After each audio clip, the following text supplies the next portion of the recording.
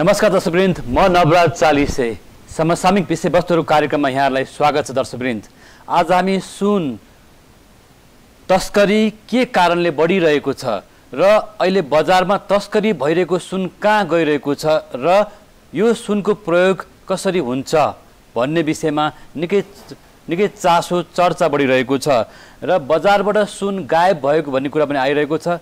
आखिर नेपाली बजारमा सुनको विषयमा पटक पटक यस्तो खालको विवाद किन बढिरहेको छ?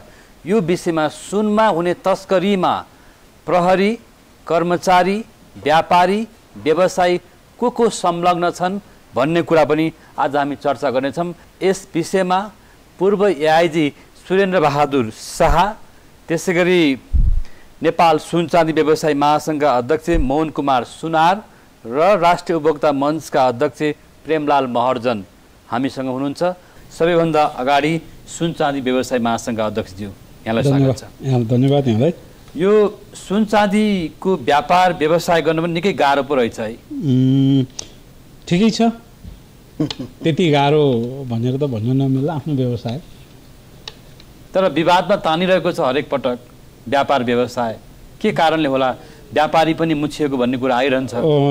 सर्वप्रथम त म यहाँलाई धन्यवाद दिन चाहन्छु। यो सुन तस्करीको विषयमा यसो हामीले हेर्दै जाँदाखेरि तपाईँहरूकै मिडिया मार्फत, तपाईँहरू मार्फत हामीले बुझ्न पाउँदा सुन्न पाउँदाखेरि तस्करी प्रक्रिया चाहिँ अगाडि बढाएको छ। त्यो चाहिँ विभिन्न चाहिँ अब यहाँले राखिसक्नुभयो र यो अब तस्करी चाहिँ अब भइरहेछ। कहाँबाट बस्छ, कसरी बस्छ, किन तस्करी बस्छ, तस्करी कसरी मोला छ, यो विषय त हामीले बुझ्दछौँ, सम्बन्धित निकायले बुझ्नुपर्ने, यसको नियन्त्रण सम्बन्धित निकायले गर्नुपर्ने हो र त्यसमा पनि किन भइरहेको छैन र यो विषय हामीले पनि गम्भीरतापूर्वक सोचिरहेका छौँ। यसमा पनि हामी चिन्तित छौँ। देशमा तस्करी भइरहेछ, सम्बन्धित निकायहरू चाहिँ मौन भएर बसिरहेछ। यो तस्करी प्रकरण आज मात्र नि, हिजो मात्र पनि भइरहेको, हिजो पनि हामीले सुन्थ्यौँ। यो तस्करी प्रक्रियालाई किन चाहिँ अब अगाडि बढिरहेछ, 1 भन्दा 2, 2 भन्दा 3 गर्दै अगाडि किन बढिरहेछ, यसलाई नियन्त्रण हुन किन सकेका छैन र मुख्य कुरो यो नियन्त्रण किन हुँदैन र किन नियन्त्रण हुनुपर्छ भन्ने हाम्रो मान्यता रहेको छ। जबसम्म यहाँले चाहिँ ब्याङ्कको कुरा र व्यवसायको कुरा जोड्नुभयो, हामीले भन्दैछौँ यो व्यवसायलाई करिबन 30 देखि चाहिँ 40 केजी सुनको आवश्यकता चाहिँ छ। त्यति आवश्यक चाहिँ हुनुपर्छ, त्यति आवश्यक छ, त्यति व्यवस्थापन गर्नुपर्छ। देशमा करिबन 22,000 व्यवसायी रहेका छन्। यति धेरै व्यवसायी रहेको ठाउँमा चाहिँ 20 देखि के अरे तपाईँको चाहिँ 30 देखि 40 केजी सिजनमा फेरि पनि हामीले यदि त हुन सक्दैन भने र हामीले सिजनमा चाहिँ 25 केजी, अफ सिजनमा 20 केजी भनेर भनेका छौँ। र हाम्रो व्यवसाय नेपाल सुनचाँदी व्यवसायी महासङ्घ अथवा सुनचाँदी व्यवसाय अन्तर्गत रहेको व्यवसायहरूले चलाउने हामीले त्यही सुन हो, त्यही भित्रको सुन हो। र यो तस्करीको प्रक्रिया चाहिँ प्रकरण जुन भइरहेछ, यसलाई चाहिँ यो राज्यको चिन्ताको विषय हो र हाम्रो पनि चिन्ताको विषय हो। यसो रोकिनुपर्छ। महासङ्घले चिन्ता गरेको छ। स्वाभाविक रूपमा देशका नागरिकको हैसियतले तपाईँ हामी सबैले चिन्ता गर्नुपर्छ। उपभोक्ता अधिकार कर्मी प्रेमलाल महर्जनजी, जस्तो यहाँले यो विषयमा अध्ययन अनुसन्धान गर्दै आउनुभएको छ, सुन तस्करी किन हुन्छ, कसरी भइरहेको छ, यसमा कस्ता पक्षहरू संलग्न छन् भन्ने लाग्छ यहाँलाई? सबभन्दा पहिला म धन्यवाद दिन चाहन्छु। मोहनजीले सतै रूपमा मात्रै भन्नुभयो, वास्तवमा मलाई अचम्म लाग्छ कि यसको सुन तस्करीको भित्रको हिस्टोरिकली ब्याकग्राउन्डमा हामी जानु पर्दाखेरि, विगतलाई निहाल्नु पर्दाखेरि यो पञ्चायतकालदेखि नै छ। पञ्चायतकालमा हामीले सुन्थ्यौँ कि सुन तस्करीहरूको त्यो सूत्र उनीहरूको लगनगाँठो कहाँसम्म पुग्थ्यो भने दरबारसम्म पुग्थ्यो। औँला उठाएर दरबारसम्म यसरी उठ्थ्यो कि त्यो हामीले सुने गरेका थियौँ। त्यो बेलामा तत्कालीन अवस्थाका प्रतिबन्धित पार्टीका नेताहरूले यस्ता कुराहरू उठाउँथ्यो र कनीकुठी गरेर त्यो कुरा कहीँ सत्य पनि हुन्थ्यो। हिजो त पञ्चायत व्यवस्था थियो, हिजो त एकदलीय थियो र नियन्त्रित शासन व्यवस्था थियो। त्यो बेलामा दरबारलाई चाहेको बेला जे पनि गर्न सक्छ, त्यो तस्करी भन्ने कुरा केही होइन। तर अहिलेको अवस्थामा हामी सङ्घात्मक प्रणाली गइसकेको मुलुक, देश र जनताद्वारा निर्वाचित जनप्रतिनिधिले सरकार चलाउने मुलुक, आजको अवस्थामा पनि 1-2 तोला होइन, 1-2 किलो होइन, 33 किलो अझ बढी चाहिँ अस्ति एउटा न्युज आएको थियो 64 किलो सुन बनेर यस्ता कुरा यो त 33 किलो र ग्याप भएको मात्रैको कुरा भयो। यसमा चाहिँ तपाईँको यति चाहिँ षड्यन्त्र र कन्स्पिरेसीका कुराहरू आए, त्यो वास्तवमा अत्यन्त डरलाग्दो कुराहरू आएको छ। यहाँले जुन भन्नु पञ्चायत कालदेखि नै सुनको विषयमा तस्करी हुने कुरा एकदम त्यो बेला दरबारसँग जोडिन्थ्यो भन्नुभयो होइन? दरबारसँग जोडिन्थ्यो, औँला उठिन्थ्यो, दरबारसम्म औँला उठिन्थ्यो। तर आजको दिनमा चाहिँ आजको दिनमा त्यही मैले भनेको, अहिले त दरबार पनि धेरैवटा छ, धेरैवटा दरबार छ। अब म तपाईँलाई चाहिँ यसरी चाहिँ म सांकेतिक रूपमा भन्दाखेरि तपाईँलाई जोडेर आउने पक्ष कस्ता हुन्छन् म भन्छु। त्यही त यो मैले सांकेतिक रूपमा भन्दाखेरि अलिकति हाम्रो दर्शक वृन्द चाहिँ अलिकति कन्फ्युजमा होला। म प्रष्टै भन्न चाहन्छु, यसमा विभिन्न इलिमेन्ट्सहरूले काम गरिराखेको हुन्छ। यसमा चाहिँ त्यो सहभागिता विभिन्न इलिमेन्ट्सको हुन्छ र महत्त्वपूर्ण इलिमेन्ट्स कसको छ भने तपाईँको पोलिटिकल सेक्टरकै छ भनेको राजनीतिक संरक्षण छ भन्नु खोज्नु भएको? यस, एक्ज्याक्टली, राजनीतिक संरक्षण छ। त्यो संरक्षणको लागि उहाँहरूलाई होइन, उहाँहरूलाई नै अब महिला हो नहोला, त्यो धर्नामा परेका गरेका त्यस्ता व्यक्तिहरूलाई संरक्षण छ।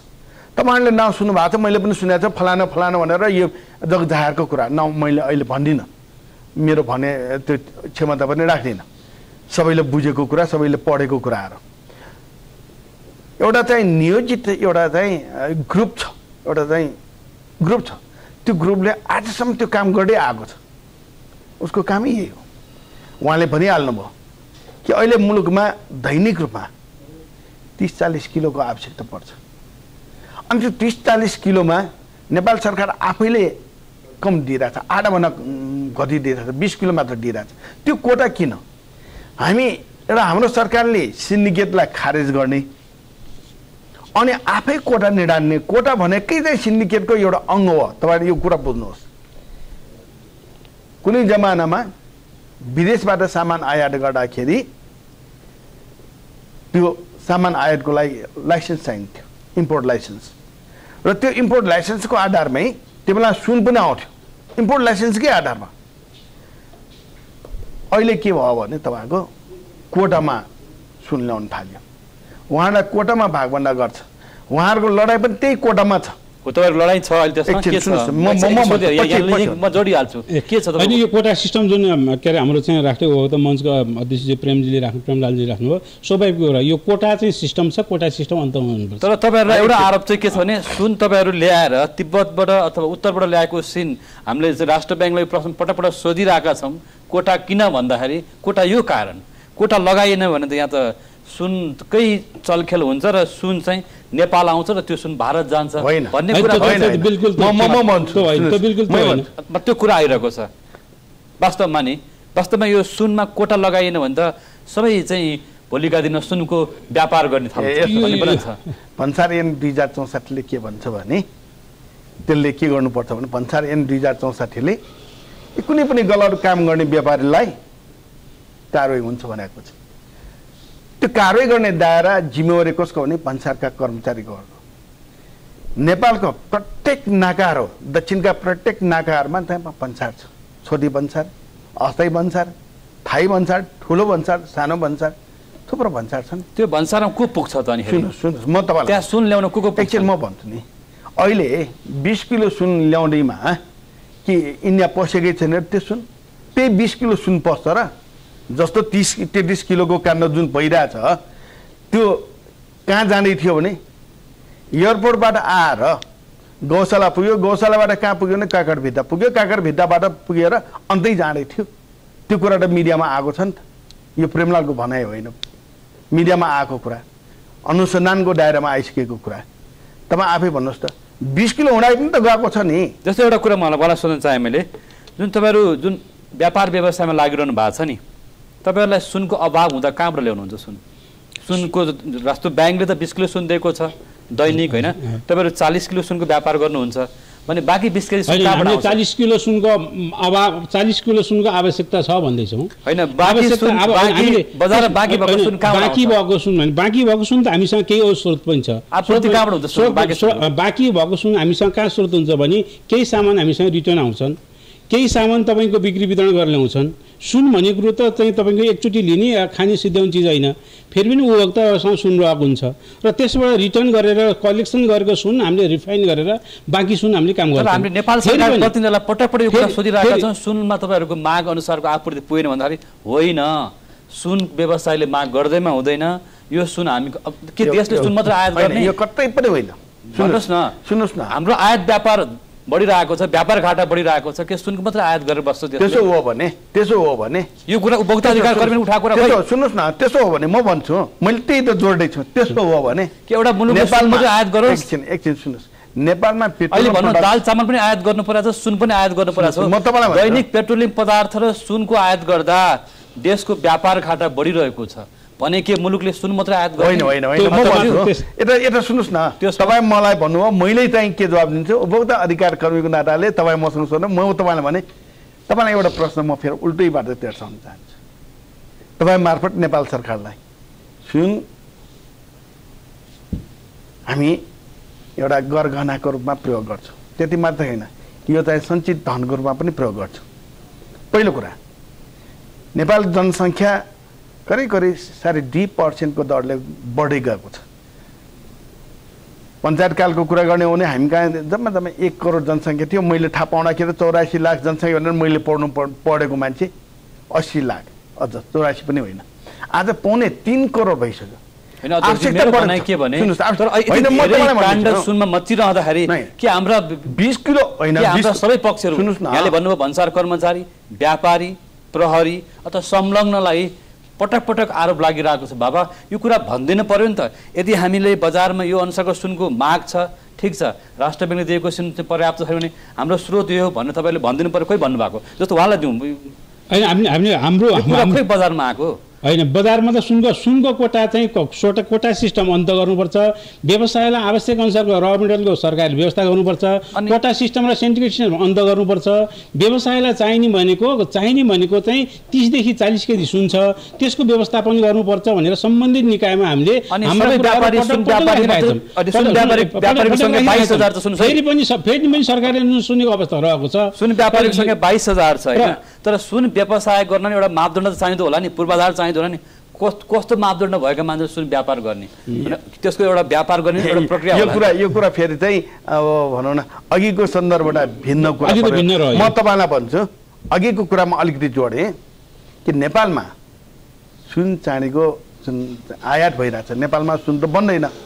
अब भएको सुन खाने त खोलेकै छैन। नेपालमा सुन खाने छ भन्छ तर खोलेकै छैन। सरकारले त्यतापट्टि ध्यानै दिएको छैन। अब नेपालको आवश्यकता पुरा गर्छ कि त्यो पनि थाहा छैन, अन्वेषणै भएको छैन।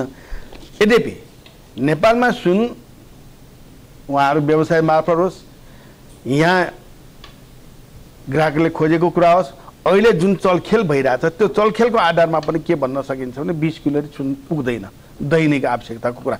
यो अन्तर्राष्ट्रिय बजारमा चल्ने चिज, यसलाई चाहिँ नियन्त्रण गर्न सकिँदैन। राष्ट्र ब्याङ्कले जे कुरा भनिराखेको छ, आज राष्ट्र ब्याङ्कको प्रतिनिधि यहाँ भएको भए म राष्ट्र ब्याङ्कको प्रतिनिधिलाई सिधै भन्थेँ, तपाईँलाई सिन्डिकेट गरिराख्नु भएको छ, तपाईँलाई कार्टेलिङ गरिराख्नु भएको छ भनेर भन्थेँ। कालाबजारी अहिले तस्करीको धन्दा कसरी मोल आएको छ भने यही कोटा टोकिएको कारणले 20 किलोभन्दा बढी ल्याउन नपाउने, दैनिक आवश्यकता 30 भन्दा बढी छ र आपूर्तिको मागलाई चाहिँ धान्नको लागि गलत ढङ्गले आपूर्ति भइराखेको छ। त्यो गलत भनेको तस्करीबाट आएको सुन। र अलिकति उहाँले भन्नुभयो जस्तै, उहाँले त अब सायद भन्नुहुन्न, एउटा व्यवसायीले मैले कालाबजार गरेको छ त भन्नै मिल्दैन उहाँले। म के भन्छु भने उहाँले तस्कर गरेर केही गलत धन्दा गर्नको लागि यो तस्करी कामहरू भइराखेको छ निरन्तर रूपमा। आजको दिनको कुरा होइन, पञ्चायत कालदेखि नै भइरहेछ। हिजोको हामीले औँला उठाउँथ्यौँ अन्त्यतिर, दरबारतिर औँला उठाउँथेँ। आज हामीले औँला उठाउनु पर्ने के भयो भने धेरैवटा दरबारहरूमा औँला उठाउनु पर्ने भयो। म तपाईँलाई यसको उदाहरण दिन्छु। सुरुको अघिदेखिको कुरा मैले भन्न लागेको के भएछ, पोलिटिकली तपाईँको यो संरक्षणको कारणले अहिले यो मौलाको तस्करीको सुन कारण किन के एउटा प्रश्न सोध्छु म तपाईँलाई। तस्करीको सुन र तस्करीमा ठुला व्यापारी संलग्न छन् भन्ने कुरा पटपट उठिरहेको छ होइन। र तस्करीको सुन चाहिँ व्यापारीको हातमा कसरी पुग्छ? अब सुन्नु न यो मैले सबभन्दा राम्रो त उहाँले हो तर म अलिकति म त्योभन्दा अलिकति यसमा स्पष्ट म राख्न चाहन्छु यो तस्करीको सुन व्यवसायको बिचमा पुगेको छ व्यवसायीले चलाछन् भन्ने कुरामा हामी विश्वास गर्दैनौँ किन विश्वास गर्दैनौँ यो भनेको यो चाहिँ हामीले तस्करीको सुन व्यवसायीले अथवा देशमा भएको व्यवसायीको बिचमा तस्करीको सुन पुगेको भए त हामीले पटक सुनको आवश्यकता छ सुनको कोटा वृद्धि गराउनु पर्यो सिन्डिकेट सिस्टम अन्त गर्नु सिफारिस सिस्टम अन्त गर्नु पर्यो व्यवसायलाई आवश्यक अनुसारको कच्चा पदार्थ व्यवस्थापन गर्नु पर्यो र देशमा व्यवसाय गर्ने वातावरण बनाइदिनु पर्यो एकदम सर्ट कुरा यो भन्दै जाँदाखेरि हामीले बाहिरबाट आउने सुन व्यवसायीको हातमा जाने व्यवसायले चलाउने हुन्थ्यो भने अहिलेको मिडियामा हामीले देखेका छौँ नि तस्कर त कसले गरेर हेर्छ तस्करी त कहाँबाट भर्छ होइन कहाँबाट भर्छ त्यो त व्यवसायको बिचबाट भएको तस्कर त देखिएको छैन नि अहिले भर्खर पनि मिडियामा छापछातै आएको तस्करीमा संलग्न भएका र तस्करीको प्रक्रिया तस्करी कहाँबाट कहाँ पुगेको छ भन्ने कुरो त मिडिया मार्फतै हामीले देखिया छ हामीले त भन्दैछौँ व्यवसायीले त भन्दैछन् के भने यो तपाईँको एउटा ठाउँमा चाहिँ पानी पर्ने अर्को ठाउँमा छाता ओढ्ने भने जस्तो तस्करी चाहिँ एउटा गिरोह समुदायले तस्करी गर्ने अनि सुन हो भन्दैमा सुन व्यवसायीले तस्करी गरेका छन् त्यो सुन त्यहीँ पुगेछ भन्ने कुरा सरी यसमा मैले स्वीकार्न चाहिँ सक्दिनँ वास्तविक यो पद्धति जुन प्रक्रिया छ नि हाम्रो अध्यक्षले राखिसक्नु भएको यो तस्करीको प्रक्रिया हिजो पञ्चायतकालदेखि चलिरहेको हो तस्करी भइरहेछ तस्करी कहाँबाट गइरहेछ भन्ने कुरो उहाँले भन्नुभयो नि सिधै भन्साराम छ भन्साराबाट चाहिँ कहाँ जान्छ कहाँबाट गएर काँक्राबिल जान्छ काँक्राबाट इन्डिया जान्छ उहाँले भन्नुभयो त्यो कुरा उहाँले भन्नुभयो भने अब यो प्रक्रिया कहाँ पुगेको छ भने त सम्बन्धित निकाय सरकारले बुझ्नु पर्ने कुरा हो तर एउटा कुरा के भने व्यवसायीले त्यो चिजको तस्करी भन्दैमा व्यवसायी नै हो संलग्न छन् भन्ने विषयमा हामीले चाहिँ स्वीकार्न सक्दैनौँ र अर्को कुरो के भन्छौँ भने र ठिक छ अनुसन्धानको क्रममा केही व्यवसायीहरू परेछन् नाम देखिया छ यदि त्यो व्यवसायीहरूले यदि यो चाहिँ तस्करीको प्रक्रियाबाट प्रकरणबाट आएको चिजहरू चलाएछन् भने भोलि होइन कानुनले अथवा अनुसन्धानले ठहर गर्यो त जोसुकै पनि चाहिँ त्यसको कारवाहीमा परेको स्वाभाविक हुन्छ तर हामीले जो व्यवसायी छ नेपाल अधिराज्यभरि रहेको व्यवसायी हो व्यवसायिक बिचमा हामीले बुझेर हामीले जानेर होइन अहिले भनिहाल्यो नि अब 3जना व्यवसायी त देखिया छ मिडियामा आइरहेछ यति धेरै सुनचाँदी व्यवसायी नेपालभरिको व्यवसायीहरू छुटफुट कसैले चाहिँ गरे होला देखियो त होइन नाम देखियो नाम आयो नि त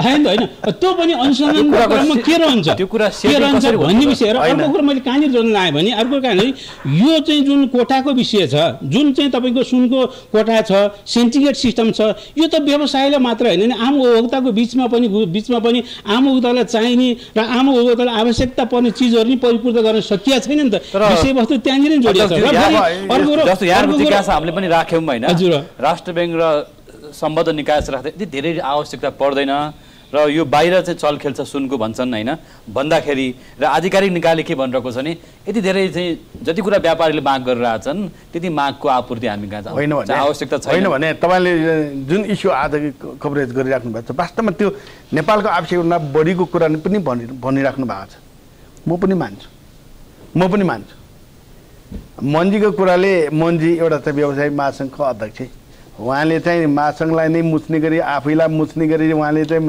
हाम्रो व्यवसायहरू पनि यस्तै हो भनेर उहाँ कहाँ भन्नुहुन्छ र भने तर म भन्छु मिडियामा अब मिडियामा तपाईँले पनि भन्नुभयो मिडियामा आएकै कुरालाई मात्र आधार बनाउँदाखेरि पनि विगत कालदेखि नै सुन्नुहोस् है पञ्चायत कालदेखि नै नाउँ लिँदै आएका केही व्यक्तिहरू पनि यसमा संलग्न भएको देखेको छ मिडियामा आएको कुरालाई मैले चाहिँ उद्धृत गर्नु पर्दाखेरि मैले त्यही भन्छु अब अर्को कुरा नेपालको आवश्यकता भनेको उहाँले पनि भन्नुभयो तपाईँले पनि भयो मैले पनि भनिरहेको छु यदि होइन त्यत्रो सुन आउँदो रहेछ त यो त देखेको यो त हराएको सुनले मात्र पो थाहा पायो त दैनिकमा कति आएछ तर कुरा के हो भने यो सुन चाहिँ कहाँबाट कहाँ जाँदो रहेछ भने उत्तरबाट आएर दक्षिणतिर जाँदो रहेछ नि त त्यो पनि प्लेनै चढेर आउँदो रहेछ नि त गाडी चढेर आएको पनि त हामीले देखिहाल्यौँ सुनकै गाडी चढेर आउँदो रहेछ काठमाडौँ आउँदाखेरि पनि त्यो पनि चाहिँ भागभन्दा नपुगेर समातेको भनेर त आएकै छ यो मैले बोले होइन मिडियाले बोलेको कुरा यहाँबाट कुरालाई एकै ठाउँमा एउटै डालोमा राखेर हामीले छानबिन गर्दाखेरि अनुसन्धान अध्ययन गर्दाखेरि हामी के पाउन सक्छौँ हामी जस्तो नागरिकले कि यो देशमा तस्कर मौलाउनुको कारण आवश्यकताको मात्रै होइन, आवश्यकताले मात्र तस्कर मौलाएको होइन। सुन्नुहोस् है, महत्त्वपूर्ण कुरा यहाँनिर छ। त्यो केका लागि भइरहेछ भने लगानीकर्ताहरू यहाँ पर्याप्त मात्रामा छन्। जसले आज 2 रुपियाँ लगानी गरेको छ भने भोलि 4 रुपियाँ चाहिँ उसले चाहिँ मुनाफा पाओस्। लगानी गर्नेले त त्यही खोज्छ नि। त्यो लगानीको वातावरण सुरक्षित गर्नेको सुनमा लगानीकर्ताहरू बढिरहेको अवस्था हो होइन, लगानीकर्ता बढिराखेको होइन, लगानीकर्ताले सुरक्षित रूपमा चाहिँ नाफा कमाउने व्यवसाय बढिराखेको छ। त्यो साना व्यवसायी जो परम्परागत व्यापार व्यवसाय गर्छन् एक दुईजना व्यापारीहरूलाई हामीले आरोप गर्नुभन्दा पनि जो सुन चाँदी व्यवसायमा भनौँ के यहाँले भन्नुभयो छ एउटा ग्रुप छ भन्नु पनि त्यो केही व्यक्तिहरू संलग्न छन्। त्यस्ता व्यक्तिको कारणले गर्दा सुन चाँदीको व्यापार चाहिँ आज विवादमा मुछिएको छ होइन, गिरोहमा फसेको छ होइन अध्यक्षज्यू? मेरो कुरा सिद्धियन एकैछिन म भन्छु। तपाईँले त्यसलाई मैले अघि पनि भने एउटा व्यवसाय सुन्नुहोस्, म त त्यो इलेमेन्ट्सहरूको कुरा गर्छु। एक राजनीतिक संरक्षण प्राप्त लगानीकर्ता, त्यो लगानीकर्ताले के गर्छ भने तपाईँको लगानी गर्छ, ल्याउने को भने तेस्रो पक्ष हुन्छ जसले तस्करी मात्र काम गर्छ। अनि चौथो कुरा उहाँले के भन्नु खोज्नु एकैछिन लास्ट कुरा जस्तो अब हाम्रो सुरक्षा निकायका मान्छेहरू यहाँ धमाधम उच्च पदस्थ अधिकारी समेत समातिन थालेको छ। त्यो भनेको लोभ लालचमा फसेको हो। तिनीहरूले आफ्नो सुरक्षा घेरालाई खुकुलो बनाउँदाखेरि जति पाउनुपर्ने त्यो पाएको होला, नपाउँदाखेरि त समात्नु पनि रहेछ। त्यही कारणले यो 4वटा इलेभेन्सहरूको मिलोमतमा आज चाहिँ तस्करको धन्दा मौलाइरहेछ। यसमा मात्रै होइन, तपाईँले यो सुन त तपाईँको हामीले एउटा पक्ष मात्रै, धेरै कुराहरू यसले भइरहेछ। अध्यक्ष, यो विषयमा किन हाम्रो व्यापार व्यवसाय विवादमा मुछ्यो र यसमा धेरै कुरा सुरक्षासँग जोडिनु भयो र हामीसँग पूर्व एआइजी सुरेन बहादुर शाह पनि हुनुहुन्छ र यसपर यो सुन प्रकरण सुन काण्डमा र अहिले तस्करीको सुनमा चाहिँ एयरपोर्टका कर्मचारी, भन्सारका कर्मचारी र सुरक्षा निकायका अधिकृतहरू कर्मचारी पनि जोडेर आयो र यहाँ आफै पनि सुरक्षाविद हुनुहुन्छ। बेला बखतमा सुन काण्ड किन बाहिर आइरहेको छ? यसमा विभिन्न पक्षहरू मुछिएका कुराहरू आइरहेको छ, यस्तो किन हुन्छ? यस्तो छ, अब यो सुन तस्करी अहिले नयाँ भएको पनि होइन, धेरै पहिलादेखि चलिराखेको तस्करी हो यो। अब को मुछियो को मुछेन, मुछेको मान्छेले कारबाही हुनुपर्छ, त्यसमा कुनै शङ्का भएन। तर जुन मान्छे निर्दोष छ त्यसलाई कारबाही गर्नु भएन, अर्को कुरा त्यो हो। तर अबको समस्या मलाई के लाग्छ त भन्नुहुन्छ भने समग्र रूपमा यसलाई हेर्नु पर्यो। यसरी एउटा दुईवटा टिप अफ द आइसबर्ग भन्छ नि, टुप्पो मात्रै हेरेर चाहिँ त्यतिमै चाहिँ हामी सीमित हुनु हुँदैन। यसको जरिया के हो, यसको कारण के हो, यसको लक्ष्य के हो, यसमा अलिकति समग्र अध्ययन हुन आवश्यक छ। यसको एउटै म उदाहरण के भन्छु भने तपाईँलाई, हामीले गर्मी मौसममा आएपछि पानी जम्मा हुन दिँदैनौँ। किन? पानी जम्मा भएपछि लामखुट्टे आउँछ। अहिले के भएको छ त भन्नुहुन्छ भने जुन कालो धन जम्मा भएको छ, तपाईँले एउटै कोरियाको मात्रै उदाहरण लिनुहोस्। कोरियामा कति कामदार गएको छ, कति पैसा चाहिँ त्यो कामदारले पठाएको छ फर्मल च्यानलबाट आएको छ, अध्ययन त्यहाँसम्म गर्नुपर्छ। किन भन्दाखेरि त्यो आउने पैसा जुन मजदुरले पैसा कमाएको थियो त्यो पैसालाई कालो बनाइदिएर उसले ल्याउने बेला यहाँ हुन्नेबाट ल्याउने, उसको कुनै चाहिँ त्यहाँ औपचारिकता नहुने, उसलाई चाहिँ कसैले के त्यो त कालो गर्नुभयो नि त, उसले कमाएको त साँच्चीकै हो तर आउने प्रक्रियाले गर्दा कालो हो। तपाईँलाई त्यहाँ हेर्नुभयो भने मोर देन 90%, मैले 2-3 वर्ष पहिलाको डाटा भन्दैछु, more than 90% of the money that comes by the hundi. त्यो कहाँ गयो त त्यो पैसा? जब त्यो फोहोर थिग्रिन्छ एक ठाउँमा लामखुट्टे त आउँछै आउँछ। अब हामीले यस्तो कुरो पत्ता लगाउनु पर्यो जसले गर्दाखेरि फोहोरै थिग्रिन नपाओस्। नेपालमा आउने पैसा त्यो जुन मजदुरले कमाएको सेतो पैसा चाहिँ बिचको दलालले कालो बनाइदिएर त्यसबाट फाइदा लिएर त्यसबाट चाहिँ मान्छेले विभिन्न खालको, यो मात्रै भन्दैन म, त्यो न्यून बिजिकीकरण गर्ने कुरा होस् कि सुन जस्तो कुराहरू यहाँ चाहिँ तस्करी गर्ने कुरा होस् कि अथवा अरू पनि कुनै कुरा तस्करी गर्ने कुराहरू होस्, त्यसमा चाहिँ त्यो पैसा कालो पैसा प्रयोग भयो। नेपालीले कमाएको पैसा जुन विदेशी पैसा नेपालले पाएन, राज्यले पनि विदेशी पैसा पाएन। पैसा पसिना बगाएर जो मजदुरले कमाएको थियो उसको पैसा नेपालमा आएर कालो भयो। यो सबै जम्मा भएको फोहोरको कारण चाहिँ लामखुट्टे देखेको। यहाँ हिसाब र पछिल्लो घटना के देख्यो भने जो हामीले भनौँ न सुन तस्करीको घटनाहरू बढिरहेको छ, तर यसमा चाहिँ आशा नगरेका व्यक्तिहरू भनौँ प्रहरीहरू नै यसमा देखिन थाल्यो। त्यसबाट नागरिकहरूमा एउटा त्रास चाहिँ भयो कि प्रहरी नै देखिन थालेपछि व्यापारी र प्रहरीको सेटिङ अनि भन्सारका कर्मचारीहरूको सेटिङ र प्रशासन पनि त्यसमा मिलेको हो कि भन्ने कुरा चाहिँ पटपट उठिरहेको छ। यहाँ हिसाब यसमा म के भन्छु भने बदमासी गर्ने मान्छे जहाँ भए पनि बदमास हो। अपराध गर्ने मान्छे पुलिसमा होस्, सेनामा होस्, कर्मचारी होस्, सिभिलियन होस्, जोसुकै होस् अपराधी हो। तर जुन मान्छे सुरक्षा निकायमा छ, जसले सुरक्षा दिन्छु भनेर चाहिँ आएर त जाहिर खाएर बदमासी गरेको छ, त्यो अझ गम्भीर अपराध। हामीले यो भन्दैमा सबै प्रहरीलाई ब्लेम गर्न सकिँदैन। हेर्नुहोस्, त्यहाँ पनि जसलाई भएको छ त्यसलाई कारबाही गर्नुहुन्छ। मैले सुरुमा पनि भने जसलाई जो संलग्न छ त्यो अपराधी हो त्यसलाई हदैसम्म कारबाही गर्नुपर्छ। तर हामीले के बिर्सिनु हुँदैन भने यही नेपाल पुलिस हो जसले चाहिँ अरू राम्रो काम पनि गरेको छ। र यो नेपाल पुलिसमा धेरै राम्रा अधिकृतहरू छन् र धेरै राम्रा अधिकृतको कारणले नेपाल पुलिसले राम्रा काम गर्दै आएको पनि छ। त्यसैले यसलाई सबैलाई मुछ्ने प्रयास चाहिँ राम्रो हो जस्तो मलाई लाग्दैन। तर जो संलग्न छ, जुनसुकै दर्जा जुनसुकै तहको किन नहोस्, कुनै हातमा त्यसलाई छोड्नु चाहिँ हुँदैन। मासँग अध्यक्षज्यू हामीसँग सुरक्षाविद पनि हुनुहुन्छ र व्यापारीको सेटिङमा सबै व्यापारीलाई आरोप लगाएको छैन कि उहाँले पनि भन्नुभयो सबै प्रहरी सङ्गठनलाई हामीले आरोप पनि लगाइरहेको होइन कि, तर भन्सार कर्मचारीहरू, एयरपोर्टमा बस्ने कर्मचारीहरू र पनि मिलिए र त्यो सेटिङ त व्यापारीसँग पनि छ नि होइन। र एयरपोर्टको सुन कसरी न्युरोड पुग्छ भन्ने प्रश्न हो क्या हाम्रो चाहिँ। तपाईँहरूको भने एयरपोर्टको सुन कसरी सिधै व्यापारीको पसलमा पुग्छ भन्ने गम्भीर कुरा कहाँनिर पनि छ भने हाम्रो निकाय प्रमुखले राख्नुभयो। तपाईँको केरु नाका हुँदै 12-13 नाका काटेर तपाईँको काठमाडौँमा सुन आउँछ होइन।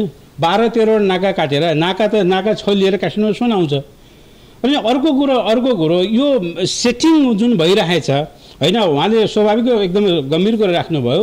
सबै ठाउँमा इमान्दारी छन्, सबै ठाउँमा बेइमानी प्रविधि पद्धति भएको व्यवसाय अथवा व्यवसायमा होस्, चाहे कर्मचारीमा होस्, चाहे चाहिँ सरकारमा होस्, चाहे नेतामा किन नहोस्, यो सबै देखिया छ। र हाम्रो एउटै भने के भने गलत प्रक्रिया गलत पद्धति जुन गैर कानुनी ढङ्गबाट जुन भइरहेछ त्यसलाई कारबाही हुनैपर्छ, त्यसलाई छुट हुनु हुँदैन। र अर्को कुरा गम्भीर कुरा के भने यो चाहिँ तपाईँको मुहान चाहिँ धुम्याउने पिँधमा आएर जुन सङ्लो खोज्ने जुन एउटा प्रक्रिया छ, पद्धति छ, सिस्टम, यसलाई एकदमै बिल्कुल चाहिँ यो चाहिँ अन्त गर्नुपर्छ। र यो हो रहेछ नि त हाम्रो के अरे उपभोक्ता मञ्चको अध्यक्षले राख्नुभयो। सुन त भन्सारबाटै आएको छ नि, भन्सारमा कर्मचारी छ। सुन त तपाईँको त्यहाँ सुरक्षा निकायले चेक जाँच गरेको छ, त्यहाँ एक्सरे मेसिन छ होइन, त्यहाँ भन्सार छ, त्यहाँ कर्मचारी छ, सबै त्यहीँबाट आइरहेछ नि त। त्यो किन त्यसरी आइरहेछ होइन, यसमा संलग्न को छ र कहाँबाट आइरहेछ? यो कुरो सरकारमा रहेका विभिन्न तह तबकाका सम्बन्धित निकायका सम्बन्धित ठाउँबाट त यो कुरो त स्पष्ट रूपमा जान्न पर्ने कुरा हो। यसमा कि हाम्रो संयन्त्रले त्यो देख्दै पनि आँखा चिम्लेर बसेको कि जस्तो उहाँले भन्नुभयो महासङ्घ अध्यक्षले केरुङ नाकादेखि त आइरहेछ सुन।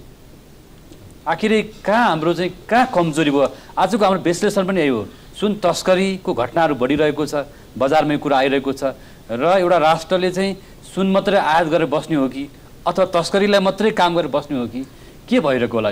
यो गम्भीर प्रश्न हो है। किन भन्नुहुन्छ भने जुन तस्करी भन्छ, तस्करी भनेको कुरो संसारभरि यसरी नै धेरै कुरा धेरै खालका सेटिङ गरेर हुने गर्दछ। त्यो तस्करी गर्छु भनेर कसैले जागिर खाएको हुँदैन, तर सेटिङमा पर्यो त्यो मान्छे अथवा बदमासी गर्ने मनसाय लियो, जुनसुकै कर्मचारी होस् अथवा चाहिँ व्यापारी होस् अथवा जोसुकै होस्।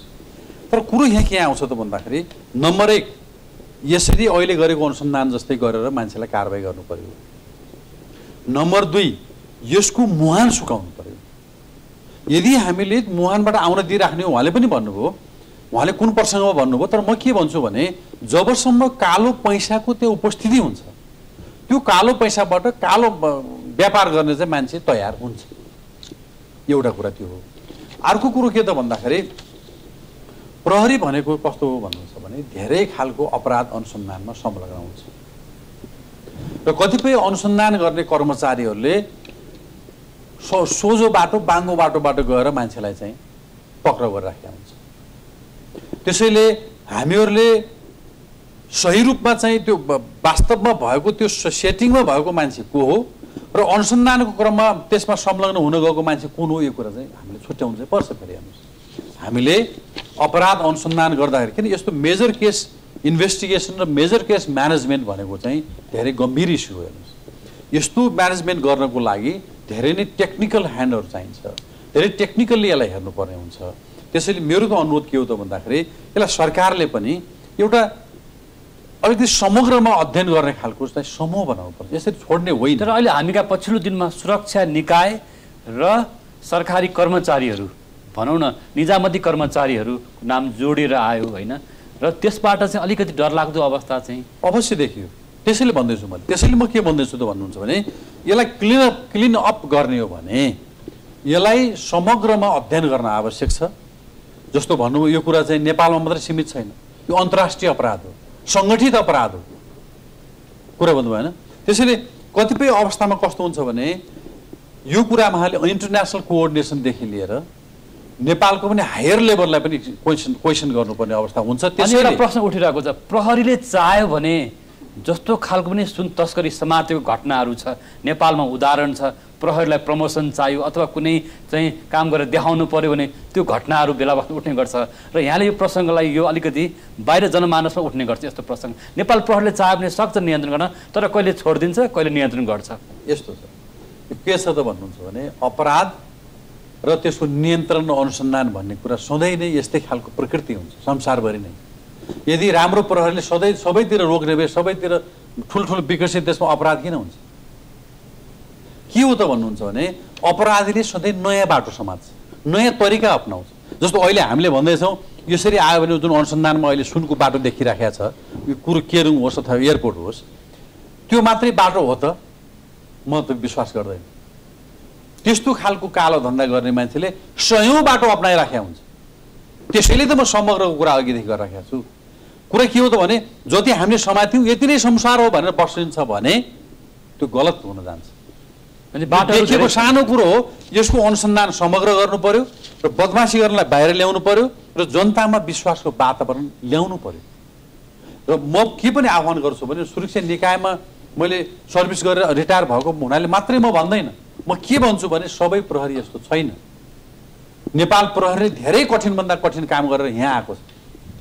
नेपाल प्रहरीले सयौँको नेपाल बलिदान सक्छ नियन्त्रण गर्न भन्ने कुरा उठ्ने गर्छ। सकेको कुरो गरेको छ, तपाईँले देख्नुभएको छ। 20 वर्ष पहिलाको अपराध पत्ता लागेन कि? तर यसमा प्रहरीलाई पनि दबाब आउँछ, राजनीतिक दबाबहरू पर्न सक्छ होला नि त। हेर्नुहोस्, दबाब भनेको कुरो जहाँ पनि पर्छ संसारमा, कहाँ आउँदैन? उहाँहरूको कुनै पेसामा आउँदैन कि हाम्रोमा आउँदैन कि? तर त्यो कुरालाई हामीले कसरी लिने भन्ने कुरा त्यो व्यक्तिमा भर पर्छ, सङ्गठनमा भर पर्छ। त्यसलाई हामीले सूचनाको रूपमा लिने कि त्यसलाई हामीले सल्लाहको रूपमा लिने कि त्यसलाई हामीले प्रेसरको रूपमा लिने? त्यसले ट्याकल गर्छ नि त्यहाँ। उपभोक्ता अधिकार कर्मीहरूले जस्तो भन न, उहाँले म एउटा कुरा गरेँ, जस्तो सुन तस्करीका घटनाहरू अहिले मात्रै भएको होइन होइन, नागरिक समाजले पनि यो कुरा भोगिरहेछौँ र विभिन्न नाकाहरू छन्, विभिन्न ठाउँहरू छन्, विभिन्न चोरीका बाटोहरू हुन सक्छन् भन्ने कुरा भयो। उपभोक्ता अधिकार कर्मीको आँखाले के कुरा देख्नु भएको छ त? म अलिकति यसरी जान्छु, यो 33 किलोको सुनकी काण्डलाई मात्र म अलिकति चाहिँ फेरि अलिकति विगतमा जान्छु। गत साल अरूले पक्रिया होइन कि यो 33 किलो सुन एयरपोर्टबाट पिङ्लाठान गौशालामा आइपुग्यो भनेर भन्ने को भने नेपाल प्रहरीकै सिआइबी नै हो, अरूले कसैले भनेकै होइन। कहाँबाट सूत्र पायो त्यो हामीले थाहा छैन, तर नेपाल प्रहरीले त्यो सूत्र फेला पारेकै हो, समातेकै हो। तर त्यहीँको त्यही ग्याप भयो। त्यसपछि त्यो घटनाले राजनीतिक रङ लियो, त्यो घटनालाई धाकछोप गराउने पक्ष राजनीतिक पक्ष आयो, देखियो। हेर्नुहोस् है, त्यही कारणले मैले के भन्ने हो भने अघि पनि भने भने अहिले धेरैवटा दरबारहरू छन्, कुन दरबारबाट सञ्चालित भयो त्यो त हामीले थाहा छैन, तर पोलिटिकल त्यो प्यालेसबाटै सञ्चालित भएर युग काण्ड भएको। अहिले चाहे जुनसुकै हालतमा होस्, कुनै व्यवसायी मरेको छ, कुनै कर्मचारी मरेको छ, यो घटनामा त्यो दुःखद घटना हो। त्यसलाई हुनै नदिनु पक्षमा हामी जानुपर्ने हो, राज्य त्यसरी जानुपर्छ, तर गएको छैन। अहिले अनुसन्धानको दायरामा भएको कारणले हामी धेरै लामो म बोल्दिनँ, तर कुरा के हो मात्रै म के भन्न चाहन्छु भने सायद समय पनि छैन होला कि दुईटा कुरा हामीले गर्नुपर्दछ। राज्यले देशको आवश्यकता चाहे सुनको मात्रै होइन, अहिले तपाईँको चिनीको कुरा गरौँ, सुनिरहेको छु चिनीको कुरा। चिनीको भन्सार महसुल अहिले अन्तर्राष्ट्रिय बजारमा अत्यन्त घटेको, सायद मेरो विचारमा 8-10 वर्षभन्दा अगाडिको मूल्यमा अहिले चिनी पाइरहेछ अन्तर्राष्ट्रिय बजारमा। भारत र चाइनाले तपाईँको चिनीको मूल्य अत्यन्त घटाएर दिइराखेको छ। आफ्नो चिनी बिकाउनको लागि उनीहरूले जिएसटी समेत हटाइदियो। नेपालमा बिक्री गर्नको लागि जिएसटी नै हटाइदियो, गुड एन्ड सर्भिस ट्याक्स हटाइदियो। जस्तै यो खालको सेटिङ जुन तपाईँले अघि उठाउनु काला बजारीहरूको कुरा उठाउँदै हुनुहुन्छ, यो सेटिङ कसरी हुन्छ? यहाँ सुन्नुहोस् न, म तपाईँलाई भन्छु, मैले किनभने म यो उपभोक्ता अधिकार कर्मीहरूले मैले धेरै कुराहरू अध्ययन गरेको छु। त्यो सिलसिलामा मलाई लाग्छ कि सुनको सेटिङ पनि पक्कै पनि व्यवस्थित रूपमा गरेको छ भन्नाले त्यो, किनभने राज्य चलाउने नेताहरूलाई पैसा चाहिन्छ। सुरेन सरले भन्नुभएको जस्तै देशमा आउने जो विदेशमा गएर मजदुरी गरेर कमाएका हाम्रो नेपाली जनताले कमाएर पठाएको त्यो कालो धनमा आइराखेको छ हुन्डी मार्फत। त्यसलाई हजुर त्यसलाई व्यवस्थापन त गर्नु पर्यो, चाहे राम्रो ढङ्गले होस् चाहे नराम्रोले। अनि त्यो व्यवस्थापनको प्रक्रियामा आउँदाखेरि सुन जस्तो सहिलो चिज कोही पनि हुँदैन। अरू सामान ल्याउँदाखेरि भन्छ 10 थरीको भन्सार तिर्नु पर्छ। यति ठुलो सेटिङ हुँदा हाम्रो प्रहरी कर्मचारीलाई थाहा हुँदैन? सुन्नुहोस् न, त्यो त्यही त कुरा भइरहेछ नि। यो प्रहरीलाई थाहा छ भन्ने कुरा त तपाईँको 33 किलोबाट देखाइराखेकै छ। प्रहरी आफैले समात्ने अनि प्रहरी आफैले गाप गर्ने, अनि त्यो गाप भएको सामान समात्नलाई अनुसन्धान गर्नलाई प्रहरी नै लाग्ने। हेर्नुहोस् 3 ठाउँमा चाहिँ प्रहरीको संलग्नता देखियो, समात्ने प्रहरी, गाप गर्ने प्रहरी अनि अनुसन्धान गर्ने पनि प्रहरी नै भइरहेछ। अहिलेको हकमा हामीले देखिरहेको यही हो सर। यो अहिले देखिरहेको यही हो नि। यस्तो छ, मैले भने नि जो कालो व्यापार गर्छ त्यसले चाहिँ जहाँ चाहिँ त्यो बाटोबाट हिँड्छ त्यो बाटोको मान्छेले त्यसले मिलाउनु खोज्छ, हो कि होइन? कुनै पनि कालो व्यापारीले जुन चाइनाबाट ल्यायो, अन्त देशबाट ल्यायो, दुबईबाट ल्यायो, जहाँबाट ल्यायो, उहीँदेखि नै उसले मिलाएर आएको छ। जुन जुन बाटोमा पर्छ त्यसलाई मिलाउने भयो नि त भाइ। यसमा को मिल्यो को मिलेन भन्ने प्रश्न भएन। यसमा चाहिँ जो बदमास थियो त्यो मिल्यो, त्यसले कारबाही त्यो भोग्नुपर्छ। तर अब त्यहाँ रोकिनु हुँदैन, मेरो भनाइ त्यति मात्रै हो। अगाडि बढेर यसको अनुसन्धान गहिरेर गर्नु पर्यो, यसको जरोमा पुग्नु पर्यो, होइन भने चाहिँ फेरि निस्किन्छ। त्यसैले यो चाहिँ सिम्टोमेटिक रूपले बाहिरबाट चाहिँ भिक्स लगाएर सन्चो हुँदैन, औषधि भित्रबाटै सन्चो भने ज्वरोको औषधि खुवाउनु पर्यो। त्यसैले म के भन्छु भने यसमा जुन आर्थिक अपराध भयो, यो अपराधमा धेरै खालका कुराहरू मिसिएका छन्। बाहिरको पैसा, यहाँको पैसा, अन्तर्राष्ट्रिय सञ्जाल, यहाँको सञ्जाल। त्यसैले हामीले जुन मान्छे समात्यौँ, जति 30 किलो सुन देख्यौँ, 33 किलो सुन देख्यौँ, त्यसमै सन्तुष्ट भएर बस्यौँ भने मेरो भन्नु केही छैन। तर यो त अलिकति देखिएको हो बाबा। संसारमै अध्ययनले के देखाउँछ त भन्दाखेरि 90% त पास हुन्छ, 10% समातिन्छ, धेरै समातियो भने। तर बाटो एउटै हुँदैन, यसरी बुझ्नु पर्यो। एयरपोर्टबाट फलाना यसरी ल्यायो, यसलाई समात्यो, सिद्धियो, मलाई त लाग्दैन। त्यो जसले यो चलाउँछ त्यो न मान्छे त्यो सुस्ताएको छ, न त्यो मान्छेले चाहिँ विश्राम गरेको छ, न त्यसले छोड्नेवाला छ। त्यसैले कुरो कहाँनिर हो त भन्दाखेरि यसको उत्पत्तिदेखि, बाटोदेखि यसको चाहिँ जहाँ चाहिँ जाने हो त्यहाँसम्मको अनुसन्धान भइदिएन भने बिचमा यो हरायो त्यो हरायो, यति मान्छे समात्यो, त्यसले कुनै अर्थै राख्दैन। यो त इन्डिकेसन हो, सङ्केत हो, यहाँ केही गर्नुहोस्, सङ्केत हो त्यो। त्यसैले मेरो अनुरोध के हो त भन्दाखेरि तपाईँको मिडिया मार्फत म अनुरोध के गर्छु त भन्दाखेरि यो केस, यस्ता केसलाई निबिट्यान्न पार्नको लागि गहन छलफल, अध्ययन र सबै सरकारवालाहरू भएको चाहिँ एउटा टिमले, उच्च स्तरीय टिमले यसलाई गर्नुपर्छ। यसरी चाहिँ हामीले छोडेर हिँड्नु हुँदैन। महासङ्घ अध्यक्षज्यू, सुनको तस्करी त भइरहेकै रहेछ विभिन्न सेटिङबाट, होइन? यो रोकिएको छैन। यो 33 केजीको प्रकरण मात्र होइन, हामीका पटक पटक छ भनेपछि यसरी नेपालको निजी क्षेत्र व्यापारी जो यो क्षेत्र व्यवसायमा लागिरहेको छ, त्यो व्यापार व्यवसायको वर्गले अब के गर्ने होला?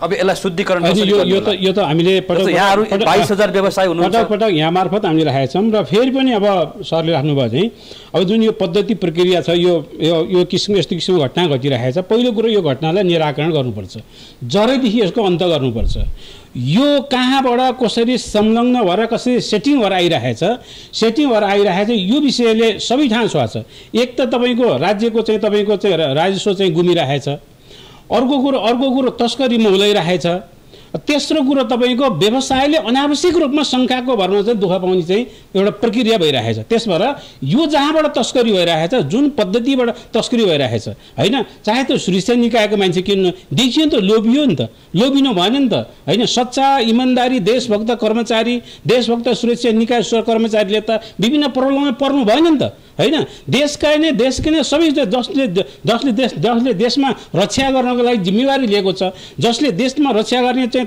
3 करोड पपुलेसन भएको चाहिँ जनताको चाहिँ सुरक्षा लिने भएछ त्यसैले त्यही समूह नै त्यसमा संलग्न भइसकेपछि तस्करले विकराल रोक्ने स्वाभाविकै हो फेरि भन्सारमा रहेको कर्मचारी भनेपछि यो सेटिङ जो भइरहेछ यो व्यवसायको बिचको मात्रै कुरो होइन र तपाईँले भनिहाल्नु व्यवसायले त पटक भनेको छ बाबा हामीलाई काम गर्ने व्यवस्थापन गरिदिनु पर्यो काम गर्ने वातावरण बन्नु पर्यो हामी व्यवसाय गर्छौँ राज्यलाई ट्याक्स तिर्छौँ होइन कर तिर्छौँ र त्यति चाहिँ सामान हामीले उपलब्ध गराइदिनु पर्यो भनेर हामीले भन्दैछौँ फेरि पनि हामी दुःखको साथ हाम्रो व्यवसाय चलाइरहेको छौँ जो सेटिङ भइरहेको छ तस्करी भयो अब यसलाई राज्यको नागरिकको हिसाबले आमोक्तावाद मञ्चको अध्यक्ष हुनुहुन्छ उहाँ चिन्ता हुनुहुन्छ सुरक्षा निकाय चिन्ता हुनुहुन्छ तपाईँ मिडिया साथी चिन्ता हामी समग्र देशव्यापी चिन्ता छौँ अब यसलाई कसरी अन्त गर्ने हो त यो प्रकरणलाई कसरी अन्त गर्ने हो र निर्दोष मान्छेलाई होइन निर्दोष किन होइन एकजना पनि पर्नु भएन कि 100 जना अपराधी छुट्यो नि एकजना निर्दोष पर्नु भन्ने एउटा भनाइ छ त्यस्तै जस्तो यो व्यवसायलाई जसरी निचाडेर व्यवसाय गर्ने जुन वातावरण होइन यसको वातावरण यो वातावरण बन्नुपर्छ यो अन्त हुनुपर्छ र तस्कर जो भइरहेछ तस्करी यो 33 किलो 88 किलो बन्द गरिनु भइरहेछ हामी बन्द हुनुपर्छ महासंघलाई पुरै आरोप महासंघको आडमा रहेका केही व्यापारी व्यवसायहरू जो तस्करीसँग साँठगाँठ गरिरहेको होइन यो बिचमा राखिसक्नु भने चाहे त्यो अपराधिक क्रियाकलाप गर्ने मान्छे चाहे सुरक्षा निकाय किन होस् चाहे भन्सार विभाग किन होस् निजामती कर्मचारी किन होस् व्यवसाय किन अनुसन्धानले ठहरेको खण्डमा नेपालको प्रचलित ऐन कानुनले अनुसन्धान गर्दै जाँदाखेरि अनुसन्धानमा प्रमाणीकरण भएको छ त्यो त दोषी त हुनै पर्यो नि त्यसको सजायको भागी त हुनै पर्यो नि अनि व्यवसाय महासंघले पनि तस्करीको सुन अब हामी प्रयोग गर्दैन भन्ने खालको पनि त्यो खालको गर्दैनौँ गरेकै छैन प्रतिबद्धता हामीसँग आज होइन हिजो हामी महासंघमा रहेका आबद्ध भएको व्यवसायले तस्करीबाट प्रकरणबाट आएको सुन त्यसलाई चाहिँ होइन व्यवसायको रूपमा जाने भए त पटक हामीले सम्बन्धित अन्तर्वार्ता होइन ज्ञापन पत्र मन्त्रालयमा अर्थ मन्त्रालयमा वाणिज्य मन्त्रालय आपूर्ति मन्त्रालयमा सरकारको विभिन्न निकायमा हामी पटक ए बाबा एक डुङ्गुर भइसक्यो ज्ञापन पत्र त हामीले दिएको त होइन त्यो अहिलेसम्म हामी निरन्तर लागिरहेको छौँ 2066 एक मिनट 2066 सालमा जुन उपभोक्ता मञ्चको अध्यक्षले राख्नुभयो 2066 सालमा तपाईँको चाहिँ विदेशी विनिमय सञ्चितको कारण देखाएर जुन कोटा सिस्टम गरियो सेन्ट्रिगेट सिस्टम गरियो त्यही बेलामा हामीले भनेको थियौँ यो कोटा सिस्टम र सेन्ट्रिगेट सिस्टम अन्त गर्नुपर्छ यसले व्यवसाय मात्र होइन व्यवसायले व्यवसाय गरियो आम उपभोक्ताले चाहिँ जुन आम उपभोक्ताको अधिकार खोजिएको थियो यहाँ आम उपभोक्ताले चाहेको चाहिँ तपाईँ घर किन्न होइन सुन बजारमा किन्न पाएको छैन यो त उपभोक्ताको चाहिँ अधिकार जनताको अधिकार नागरिकको अधिकार नागरिकले चाहिँ तपाईँको आफ्नो सम्पत्ति किन्न पाउनु जम्मा गर्न पाउनु होइन त्यो अधिकार यहाँ त कुण्ठित भएको छ बाबा होइन यसका लागि हामीले आवाज उठाइरहेका छौँ अधिकार कर्मी सुन्नुहोस् न अब धेरै कुराहरू निराकरणतर्फ जान्छु धेरै एक्सर्साइज गर्नु पर्दैन के मैले अघि पञ्चायत कालको पनि कुरा गरेँ बिचमा तपाईँको ओजिएल सिस्टम ल्याएको थियो लाइसेन्स सिस्टमबाट आउँदाखेरि केही हदसम्म तस्करको धन्दा बन्द भएको थियो किनभने जसलाई जति चाहियो त्यतिले आउँथ्यो लाइसेन्स गर्दाखेरि के हुन्थ्यो राष्ट्र ब्याङ्कले नियमन गर्न पाउँथ्यो कति आयो त राष्ट्र ब्याङ्कले थाहा छ भन्सार विभागले थाहा छ करले थाहा छ लाइसेन्स सिस्टममा आइसकेपछि त करले पनि थाहा हुन्छ सबैले थाहा हुन्छ अनि कसको दोकानमा कति किलो गयो कति तोला गयो भन्ने पनि थाहा हुन्थ्यो त्यो ओजिएल सिस्टममा ल्याउनु पर्थ्यो ओपन जेनरल लाइसेन्समा आउनु पर्थ्यो यो सुन्नुहोस् है एउटा पहिलो कुरा यो पूर्वाधारको कुरा गर्दाखेरि पहिलो कुरा नै के गर्नुपर्छ राज्यले अहिले तत्कालको सुनको लागि मात्र कुरा गर्दाखेरि पनि ओपन जेनरल लाइसेन्समा आउनुपर्छ जसले गर्दाखेरि धेरैवटा सरकारी निकायलाई नियमन गर्न सकिन्छ, नम्बर 1। नम्बर 2 के हुन्छ भने व्यवसायहरूले मलाई सुन पुगेन भन्नै पाउँदैन थियो, जसलाई जति चाहिएको छ त्यति पाएकै छ। मोहनजीले चाहिँ तपाईँको मोहनजीसँग पैसा छ, ओपन जेनरल लाइसेन्स खोल, राष्ट्र ब्याङ्कबाट पर्मिट लियो, चाइनाबाट हो कि दुबईबाट हो कि कहाँबाट जुन ठाउँबाट सस्तो छ उहाँले ल्याउनुहुन्छ, उहाँको अधिकारको कुरा व्यापार गर्ने। एउटा राम्रो तरिका यो थियो भने अर्को कुरा यो तस्करीको धन्दालाई, अब यो तस्करीको धन्दा कसरी नियन्त्रण आउँछ? धन्दालाई नियन्त्रण गर्नको लागि मैले अघि पनि भने उहाँसँग तपाईँको कमिटमेन्ट लिनुभन्दा जस्तो अहिले कुरा के आएको छ, सुन व्यापारीले हामीलाई सुन पुगेन अभाव हो भन्ने कुरा पटक उठाइरहेको छ। त्यो त मैले पनि भनिरहेको छु, मैले नै एउटा उपभोक्ताले भनिरहेको छु कि सुन व्यापारी नेपालमा सुनको आयात कम भइरहेछ, जसले गर्दाखेरि तस्करीको धन्दा मौलाइरहेछ भने मै भनिरहेको छु। अब मैले उहाँको भाषा तर मैले के भन्दा जस्तो अब म एउटा कुरा दर्शक महानुभावहरूले भन्छु कि हामीले राष्ट्र ब्याङ्कको नियम अनुसार अथवा वाणिज्य ब्याङ्कहरूबाट दैनिक 20 केजी त सुन गइरहेको छ, होइन त? यहाँहरू कहाँ जान्छ र विभिन्न खालको 25 केजी अनि र विदेशमा भएका हाम्रो नेपाली नागरिकहरूले नि आवत जावत गरेर सुनले लिएर आउनुहुन्छ, त्यो पनि बाहिर त्यो कुरा आइरहेको छ। र अर्को कुरा चाहिँ विभिन्न नाकाहरूबाट नै सुन त आइ नै रहेको छ, यहाँको हातमा सुन आउँछ, सेटिङ भनौँ, नाकाबाट आउँदैन, राष्ट्र ब्याङ्कबाट आउँछ, यो कुरा बुझ्नु होला। बाहिर भइरहेको जुन 33 किलो सुन के सुन भन्ने कुरा आइरहेछ नि, त्यो अवैध सुन पनि त प्रयोगमा आएको छ नि त, कुनै न कुनै रूपमा, त्यो हामी स्वीकार्ने तथ्य त हो नि। अब यसको चाहिँ निराकरण गर्नलाई नेपाल सरकारले, प्रहरी प्रशासनले अथवा के गर्नु पर्ला? अब एउटा चाहिँ सबै लागेको आरोप छ, यसबाट नेपालको शुद्धिकरण गर्नलाई, यो व्यवसायलाई सन्तुलित गर्नलाई, मर्यादित गर्न के गर्नु पर्ला? न कि भोलिको दिनमा व्यापार अथवा व्यवसायमाथि आरोपहरू लागिरहेको छ।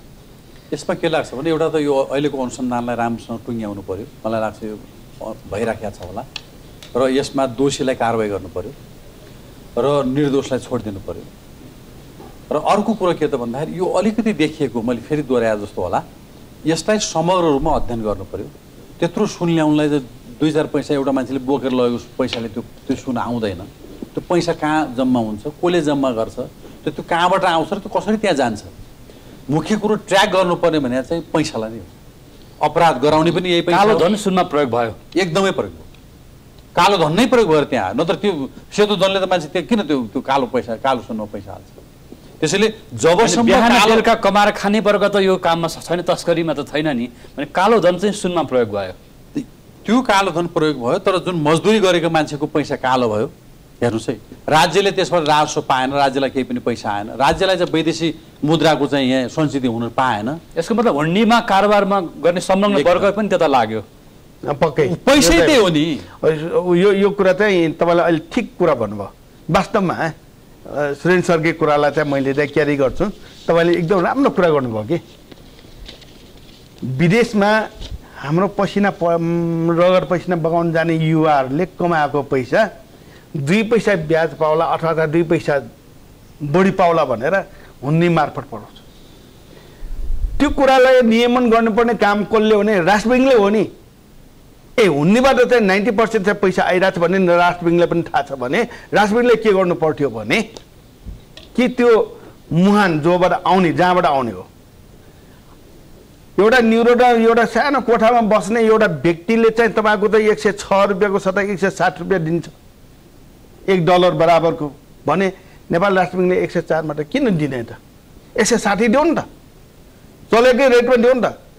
विनिमय दरकै आधारमा तपाईँको अहिले हामीले बिक्री गर्ने जुन रेट छ त्यो रेट अनुसार चाहिँ काम गर्नु त। युवाहरूलाई रगत पैसा पकाउने युवाहरूलाई दिउँ न, त्यो सिधा चाहिँ त यहाँ आउँछ नि। 10 थरीको तपाईँ ब्याङ्किङ मार्फत आउँदाखेरि 10 थरीको चाहिँ तपाईँको लफडाहरू गर्ने, 10 थरीको हर्डलहरू स्थापित गर्ने, अनि युवाहरूले चाहिँ जसले चाहिँ रगत पैसा बढाएको छ त्यो पैसा तपाईँको हुन्डी मार्फत नआए कहाँबाट आउँछ त? अनि ती पैसा वास्तवमा यो कालो धन्दामा लागिरहेछ। बिदा मागौँ हामीहरू अब। धन्यवाद दर्शकवृन्द, आज हामी सुन तस्करी कसरी भइरहेको छ र सुन तस्करीको सेटिङमा को संलग्न छन् र तस्करीको सुनको प्रयोग किन हुन्छ र यसमा सुरक्षा निकाय, नेपाल सरकार, कर्मचारी प्रशासन र व्यापारी वर्गको बीचको मिलमत्व पनि जोडेर आइरहेको छ। यो मिलमत्वको चाहिँ विषयमा अनुसन्धान हुनुपर्छ र दोषीलाई कारबाही हुनुपर्छ, निर्दोषलाई कारबाही गरिनु हुँदैन भन्ने पनि कुरा उठेको छ र व्यवसायी जगतले राम्रोसँग व्यवसाय गर्ने वातावरण हुनुपर्छ भन्ने पनि कुरा उठेको छ र सुरक्षाको कुरा पनि उठेको छ। यसरी सेटिङभित्रको खेलाडीहरूलाई नेपाल सरकारले, प्रहरी प्रशासनले पहिचान गरेर सुन व्यवसायलाई, व्यापारलाई शुद्धिकरण गरी यसलाई मर्यादित व्यवसाय बनाउन चाहिँ आवश्यकता छ भन्ने कुरा चाहिँ यहाँले उठाउनु भएको छ। सहभागी भइदिनु भएकोमा तीनजना अतिथिहरूप्रति आभार व्यक्त गर्दै यहाँहरू पूर्व एआइजी सुरेन्द्र बहादुर शाह, नेपाल सुनचाँदी व्यवसाय महासङ्घका अध्यक्ष मोहन कुमार सुनवार र उपभोक्ता अधिकार कर्मी प्रेमलाल महर्जन, उहाँ राष्ट्रिय उपभोक्ता मञ्चका अध्यक्ष हुनुहुन्छ। यहाँहरू तीनजनाप्रति आभार व्यक्त गर्दै हामी यहाँहरूको सरोकारको विषयलाई उठाउँदै आउनेछौँ र सुन तस्करीको सेटिङका कुराहरू आगामी विषयवस्तुहरूमा नि हामी उठाउने प्रतिबद्धता व्यक्त गर्दै आज सहभागी भएर चाहिँ महत्त्वपूर्ण विचार राख्नुहुने अतिथिहरूप्रति आभार व्यक्त गर्दै हामी सबै यो कार्यक्रमबाट बिदा माग्छौँ। नमस्कार।